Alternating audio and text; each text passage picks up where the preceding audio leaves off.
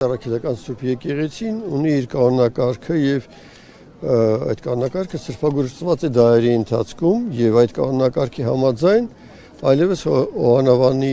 եկեղեցում պատարագ անել չի կարելի մինչեւ նոր օծում չլինի Էջմիածնի հայտարարությամբ կամ հովանավորությամբ Եվ այդ պարագայում ակնհայտ է, որ այնտեղ կարելի դա համարել, ասենք թե մարդկանց հավաք կամ ասենք թե կուսակցական ժողով, բայց ոչ երբեք սուրբ եւ անմահ պատարագ։ Եվ այդ տեսակետից ես կարծում եմ նաեւ մեր եկեղեցու խոսքն էր պատճառը, որ ինչպես ես այսօր այստեղ տեղեկացա, լրատվական կայքերից բավականին քիչ մարդ էր հավաքվել։ Ու դա ինձ իսկապես ուրախացնում է, որովհետև մարդիկ հասկանում են, որ քաղաքական գործընթացները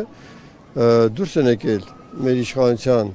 ձեռամբ իրենց բնական